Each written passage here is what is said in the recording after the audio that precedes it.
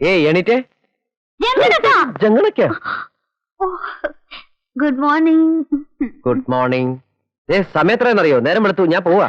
ഏയ് ആശംസ പറയാതെ പോവാണോ? ആശംസ ഇത് എന്നെ പറഞ്ഞത് ഒക്കെ മറക്കും.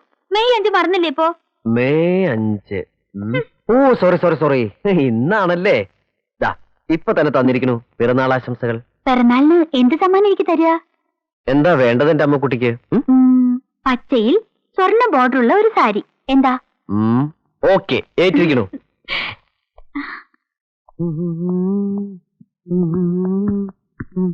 വേണു ഒരു മിനിറ്റ്. അമ്മുവിന്റെ പിറന്നാളാ എന്ന് പറഞ്ഞു. എങ്ങനെയാ പറയണ്ടെന്നറിയില്ല. പറഞ്ഞാ നീ എന്താ വിചാരിക്കാന്നും അറിയില്ല. എന്നാലും ഒരു ഏട്ടന്റെ സ്ഥാനത്ത് നിന്ന് പറയാന്ന് കരുതിയാ മതി. നീ ജോലിക്ക് ജോയിൻ ചെയ്തിട്ട് കുറച്ച് ദിവസമല്ലേ ഉള്ളൂ. പണം ഉണ്ടാവില്ല നിന്റെ കയ്യില്. നിന്റെ വകയായിട്ട് അമ്മുവിന് എന്തെങ്കിലും വാങ്ങിക്കൊടുക്കണം. ഇത് വെച്ചോളൂ. കാശ് എന്റെ കയ്യിലുണ്ട്. നന്ദേന്റെ കാശ് വാങ്ങിയിട്ടല്ലോ എന്റെ ഒക്കെ സമ്മാനം കൊടുക്കേണ്ടത്.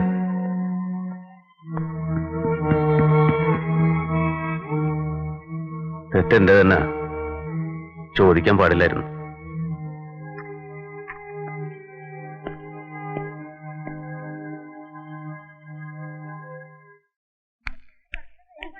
വന്നൂല രണ്ട് ഗോപാലന്മാരും. വേണുഗോപാലിന്റെ കാര്യം പറയുന്ന നാവ് ഇപ്പൊ മടക്കേ ഉള്ളൂ. മടങ്ങി കിട്ടിയോ? ശശാങ്കൻ സാറിന്റെ നാവ് മടങ്ങി കിട്ടാൻ ഇത്തിരി പ്രയാസാണേ. ഒടിയേ ഉള്ളൂ, വളയില്ല. അതൊക്കെ അവിടെ ഇരിക്കട്ടെ. വേണുഗോപാൽ സാർ ഇങ്ങനെ ഉപായത്തിൽ നടന്നാൻ പറ്റില്ല. എന്താ? ജോലി കിട്ടിയതിന്റെ വക കിട്ടിയിട്ടില്ല. കല്യാണത്തിന് സ്പെഷ്യൽ വക ഇതുവരെ കിട്ടിയിട്ടില്ല. ശമ്പളം വരെ ഇതുവരെ കിട്ടിയിട്ടില്ല. പിന്നെയല്ലേ ചെലവ്. തനിക്ക് എന്തോടോ പൈസക്ക് വിഷമം? അളിയന്റെ അടുത്തൊരു വാക്ക് പറഞ്ഞാ പോരെ? അത് തൽക്കാലം വേണ്ടെന്ന് വെച്ചിരിക്കാം. വേണുവിന് എത്ര വേണം പറ. ബാങ്കിലിട്ട പോലല്ലേ തനിക്ക് കടം തന്നാല്. എന്നാ വൈകണ്ട, ഇന്ന് വൈകുന്നേരം തന്നെ ആയിക്കോട്ടെ. Okay, agreed. ഇന്ന് ശ്രീമതിയുടെ പിറന്നാൾ കൂടിയാണ്. വൈകുന്നേരം സവേരയിൽ നമ്മൾ സെലിബ്രേറ്റ് ചെയ്യുന്നു. ഞങ്ങൾ എന്തിനും റെഡി. ആയിക്കോട്ടെ. എന്ന് പോവാ. 2 ബലൂണും കൂടി കിട്ടാൻ ഞാൻ ഇവിടെ ഉത്സവാക്കും. വെടിക്കെട്ട് വേറി. ആഹാ, അല്ല എന്താ ഇതൊക്കെ? അമ്മൂന്റെ പിറന്നാളല്ലേ, കുറച്ച് കേമായിക്കോട്ടെന്ന് കരുതി. പിന്നെ കളക്ടർ ടിവിയിലുണ്ട്. കുറച്ച് കഴിഞ്ഞ് ഒന്നും കൂടി ഫോൺ ചെയ്യാൻ മറക്കണ്ട. ശരി. വരണ വേണോട്ടാ. ആ, കണ്ണടച്ചു പിടിച്ചു വരണേ. ഞാൻ പറയുമ്പോഴേ തുറക്കാവൂ. അപ്പൊ ഞാൻ വീഴില്ലേ? നീ വീഴൊന്നുമില്ല. ഇങ്ങ് വാ പെണ്ണേ. വാ വാ വാ. കണ്ണടച്ചു പിടിച്ചു വന്നെ, പറ്റിക്കരുത് തന്നെ. ഇനി തുറന്നോ. ഇതെന്താ ഇപ്പൊ ഇങ്ങനെ ഒരു കണി കാണല്? ഇതെങ്ങനെയുണ്ട്? ഓ ഇതോ? ദേ ഇത് കണ്ടോ, നന്ദ വാങ്ങിത്തന്നാ. അതിനൊക്കെ നല്ലല്ലേ ഇത്? ഇതിനൊരു നരപ്പുണ്ട്. അയ്യോ, വേണോട്ടിന് വിഷമായോ? സാരല്ല, ഇനി നമുക്ക് വെള്ളച്ചി കൊടുക്കാം. ഞാൻ വന്നപ്പോ ഒന്നും കൊണ്ടുവന്നില്ലെന്ന് പരിഭവം പറഞ്ഞ് നടക്ക വെള്ളച്ചി. വെള്ളച്ചിക്ക് വേണ്ടിട്ടല്ല, തനിക്ക് വേണ്ടിട്ട് കൊണ്ടുവന്ന ഞാൻ. നന്നായിട്ടൊക്കെ ഉണ്ട്. പക്ഷെ അപ്പോഴേക്കും നന്ദൻ ഇത് കൊണ്ടുവന്നല്ലോ. ഇനി എന്താ ചെയ്യാ? വരി, നമുക്ക് താഴത്തേക്ക് പോവാം. അവിടെ എല്ലാരും കാത്തു വെക്കാ. താഴത്തേക്കല്ല, നമ്മൾ പുറത്തേക്ക് പോവാണ്. സവേരയിൽ ഞാൻ ഒരു പാർട്ടി അറേഞ്ച് ചെയ്തിട്ടുണ്ട്. കോളേജിലെ 3 കൂട്ടുകാരൊക്കെ അവിടെ വരും. സവേരല്ലോ? അപ്പൊ ഇവിടുത്തെ പാർട്ടിയോ? ഇവിടുത്തെ പാർട്ടി ഇവര് നടത്തും. നീ വന്നേ. നന്ദന്റെ സമ്മതം ഇല്ലാണ്ട് വരാൻ എനിക്ക് പേടിയോ വേണോട്ടാ. അവളുടെ ഒരു പേടി. വേണോട്ടാ, എന്താ ഇനിയും വരാത്തെ? ഇങ്ങോട്ട് വന്നേ. എല്ലാരും അവിടെ കാത്തിരിക്കാ. വാ. എന്താ എന്ത് പറ്റി?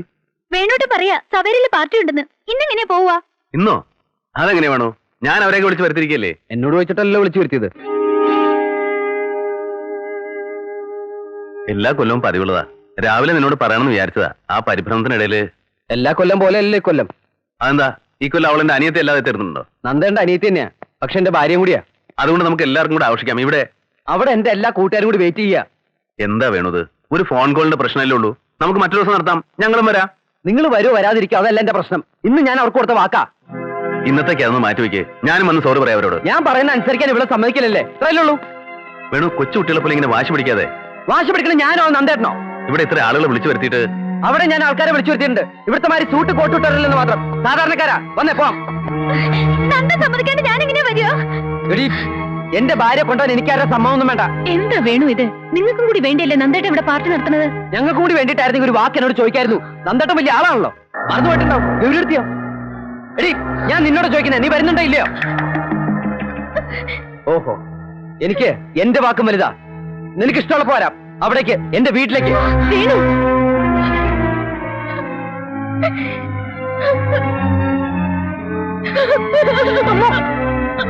അവനെങ്ങനെ പിണക്കി അയക്കേണ്ടിയിരുന്നില്ല.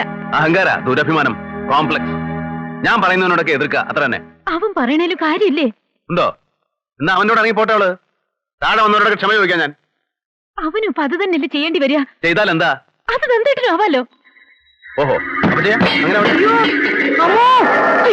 രണ്ടാളും കല്യാണം കഴിഞ്ഞ് സ്വസ്ഥായാല് എനിക്ക് സമാധാനായിട്ടിരിക്കാം, അല്ല മരിക്കാം എന്ന് കരുതിയതാ. യോഗയില്ല. രാജഗോപാലിന്റെ അവിടെയും ജനാർദ്ദന്റെ അവിടെയും ഹോസ്റ്റലിലും ഒക്കെ അന്വേഷിച്ച് ഞാൻ എവിടെ എത്തിയിട്ടില്ല.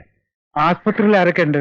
ആസ്പത്രിയില് നന്ദനും ഗൗരിയും ഉണ്ട്. അത് മാത്രം പോരല്ലോ, ഇങ്ങോട്ട് വന്നിണ്ടാവുന്ന ആദ്യം വിചാരിച്ചു. അതും ഇല്ലാന്ന് അറിഞ്ഞപ്പോ ആകെ ബേജാറായിരിക്കാം. ആ മുമ്പൊക്കെ എത്ര വഴക്കിട്ട് പോയാലും രാത്രി ആവുമ്പോ വീട്ടിലെത്താതിരുന്നിട്ടില്ല. ഇതിപ്പോ രാവിലെ ആയിട്ടും ഇതാ വന്നല്ലോ. പൂവാമ്പാടത്തെ കളപ്പുരയിൽ കിടന്ന് ഉറങ്ങായിരുന്നു. അമ്മു ആസ്പത്രിയിലാ, നിന്നെയും കൊണ്ട് ചെല്ലാനാ ഞാൻ വന്നേ. എന്താ പിന്നെ ഇളകി അപസ്മാരം?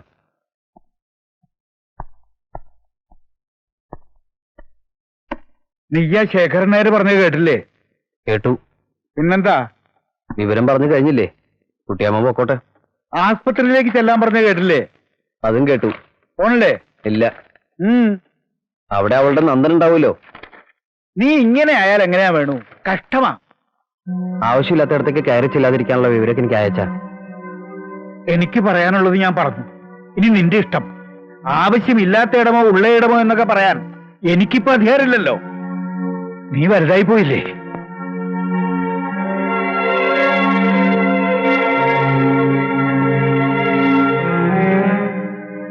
അമ്മ ആശുപത്രിയിലാണെന്ന് കേട്ടിട്ടും എന്താ പോവാഞ്ഞേ? ആശുപത്രിയിലാവാൻ കാരണം ഞാനല്ല. ചിലപ്പോ ആണെങ്കിലോ? ഉപദേശിക്കാനുള്ള യോഗ്യതയോ അർഹതയൊന്നും എനിക്കില്ല. ഒരു കാര്യം പറയണം തോന്നുന്നു.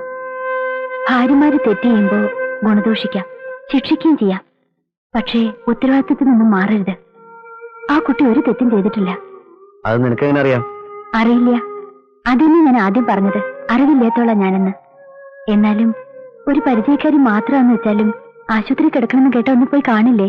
വെറുതെ എങ്കിലും. നോക്കാൻ അവിടെ ആളുകളുണ്ട് ഇഷ്ടം പോലെ. അവരൊന്നും ഈ ആളാവില്ലല്ലോ. ഈ ആൾക്ക് ഈ ആള് തന്നെ വേണ്ടേ?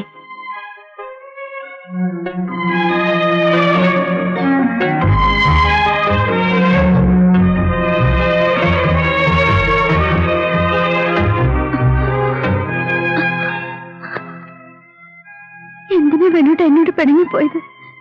ഞാനൊരു തെറ്റും ചെയ്തിട്ടില്ലല്ലോ. നീ ഇറങ്ങിപ്പോയ ഉടനെ ഇവിടെ തലചുറ്റി വീണു. അപ്പൊ തന്നെ ഇങ്ങോട്ട് കൊണ്ടുവന്നു.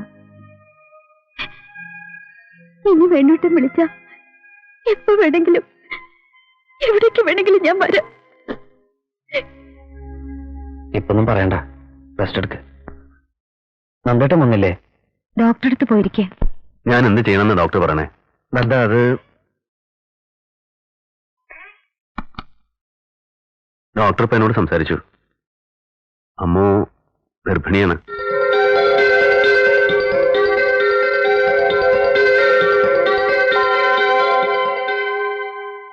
പക്ഷേ ഇപ്പോഴത്തെ അവസ്ഥയിൽ ഞാൻ ഈ പ്രഗ്നൻസി അഡ്വൈസ് ചെയ്യില്ല. ഫിസിക്കലി വീക്കാണ് ആ കുട്ടി. പിന്നെ മെഡിക്കേഷൻ MTP ആണ് ഞാൻ റെക്കമെൻഡ് ചെയ്യുക. You mean abortion? യെസ്. അമ്മുന്റെ ആരോഗ്യത്തിനത് പ്രശ്നമാവുമെങ്കിൽ അതാ നല്ലതെന്ന് എനിക്ക് തോന്നുന്നേ. നീ എന്ത് പറയുന്നു?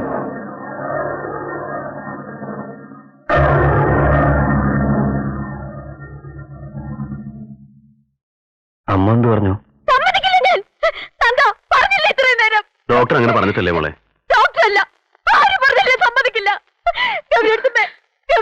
അറിയില്ലേ 4 പെണ്ണ് 3 ആണ് ഉണ്ടാവുന്ന കഴിഞ്ഞ പറഞ്ഞത്.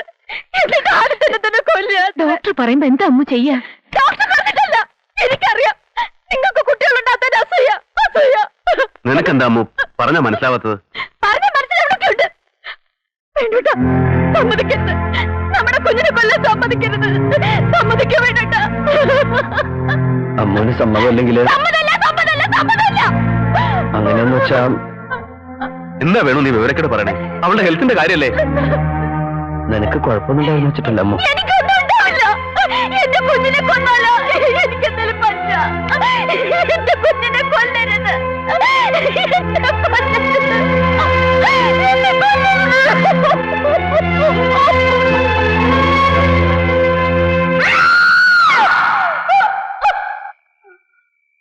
അമ്മു, അമ്മു, അമ്മു, എന്താണ്? അമ്മു, ഇത് ഞാനാ. അമ്മു, എന്താ അമ്മു? എന്താ വേണു? അമ്മു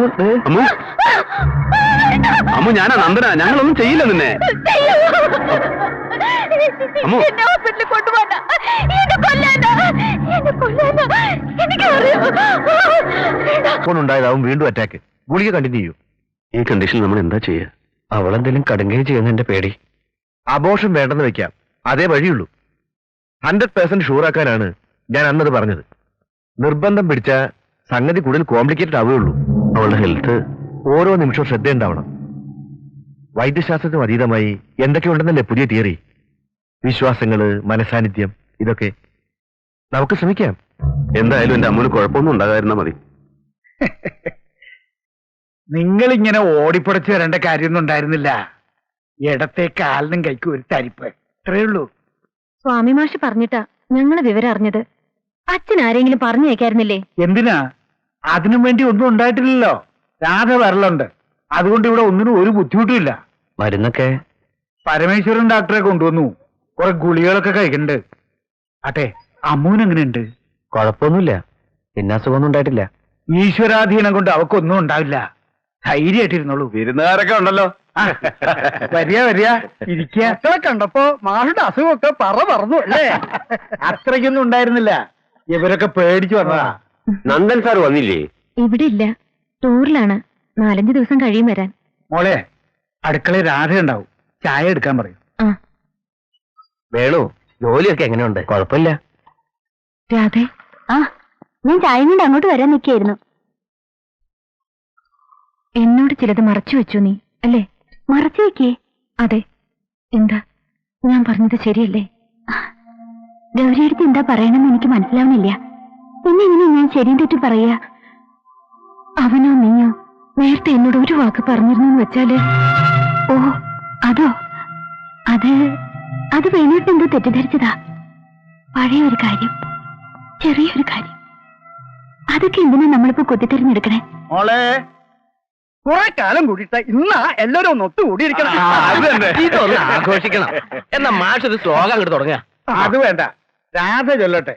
ചില കീർത്തനങ്ങൾ ഇവള് ചൊല്ലുന്നത് ഈയിടെ പിന്നെയും കേട്ടു ഞാൻ.